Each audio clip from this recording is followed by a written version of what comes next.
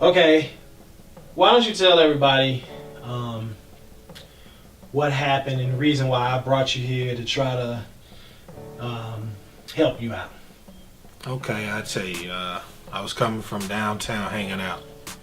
It was December 13th, 2015. And I was driving my truck. It was about 4:30 Sunday morning on December 13th. And I was southbound going back toward the house. And I saw an accident.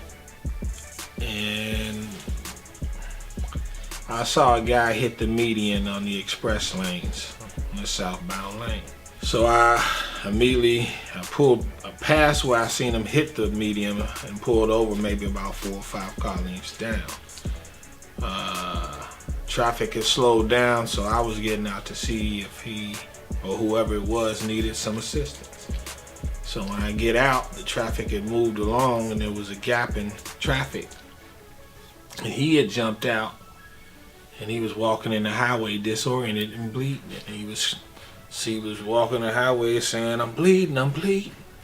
So I ran and I jumped out of the truck and ran and grabbed him and pulled him over by my truck while his car was sitting disabled. And I just said, relax, you're gonna be all right. You just, bleeding from the mouth and the nose. You'll be all right. I'm gonna dial 911. So I dialed 911 and I told them about what happened, let them know our location, and they were sending some assistance out. And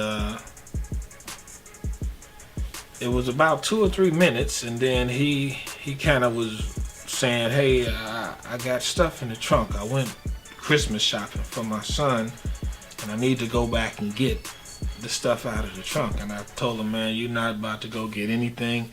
Still traffic coming down the highway. We're not gonna take any risks. We'll wait till the fire department or whoever comes and assist us.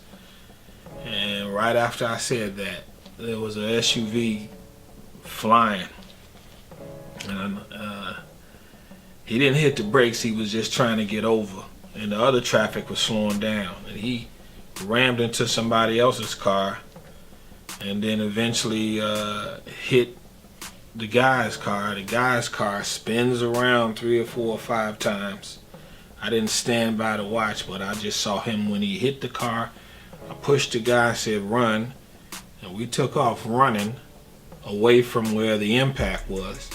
And as soon as he hit the car burst into flames and spin around, and you could just feel the blaze and the heat just rise. And you could start hearing other cars hitting their brakes. And then his car hit my truck and stopped, and it was in a blaze. And we were further down, maybe about 10 or 15 car lengths at that time where we had ran. And you could hear other cars in the background slamming on their brakes, and you could hear some accidents, some crashing and all of that going on. So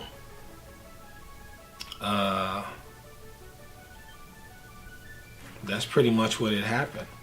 And my truck burned up right along with his car. They set ablaze, and it was about the fire was about 20 feet into the air, like 2 stories. It was a pretty big fire. All the traffic had stopped. A huge fire on the Dan Ryan Expressway after a crash sent 2 people to the hospital. At least 4 cars were involved. Here's Eyewitness News reporter Diane Patthew. A dramatic sight, cars swallowed by flames, fire shooting up and smoke billowing over the Dan Ryan Expressway. 4 cars were involved in a crash early this morning in the southbound express lane near 27th Street. 2 of the cars burst into flames. The fire department quickly worked to put out the fires as all lanes were shut down. You could see the extent of the damage to the burned out vehicles as the fires are being put out. DeAndre Baker was in one of the cars. He stopped to help another driver when the crash happened. We pulled him away from the car, pulled him down, when another car didn't see him and see his car and clipped his car and it caught on fire. His truck is a total loss. Yeah, my truck burned up. One person was taken to Stroger Hospital in serious condition. Another person was transported to Mercy Hospital with minor injuries.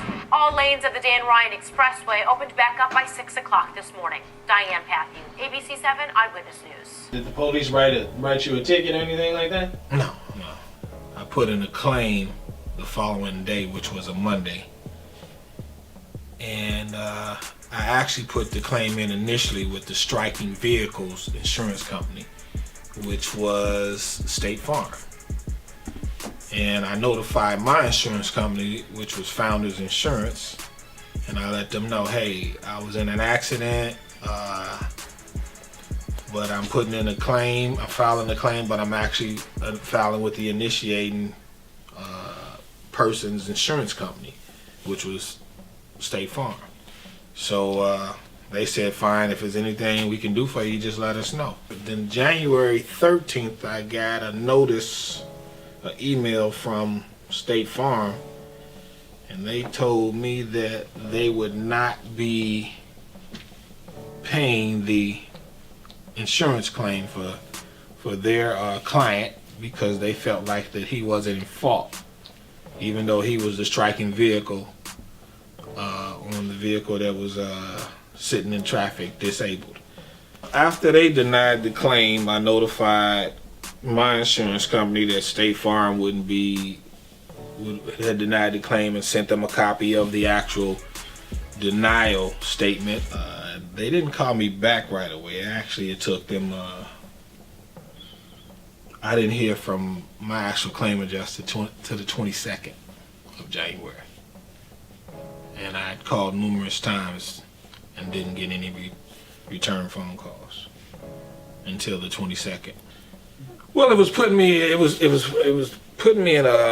pressing me pretty much because I know that it happened on the December 13th, and I had a payment that my payment every month was due on the 24th. So I hadn't made my 24th payment because I figured, all right, I was in an accident. State Farm denied the claim, but my insurance company was already there. They already assured me that they had my back and was covering me. So I figured it would take a couple of days maybe, and they would settle the claim and pay the car off. But that's not what happened.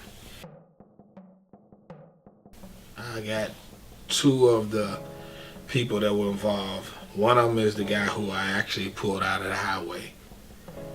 And then there's another person who was involved in the accident as well. None of them hit my vehicle, but my vehicle didn't hit anybody's car. But I'm named in a lawsuit, yes.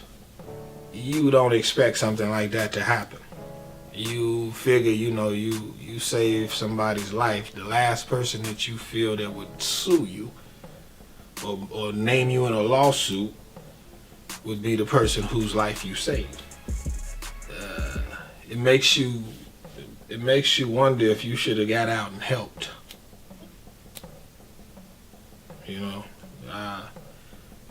You see people all the time who just stop and look, or they just keep going, and they don't even assist people, and people end up dying, or something tragic really happens to them because nobody really comes to their rescue or assist them. So I don't know, if I had it to do all over again, the human side of me say help them, but the financial part of it, the drama that comes behind it, make you think about it.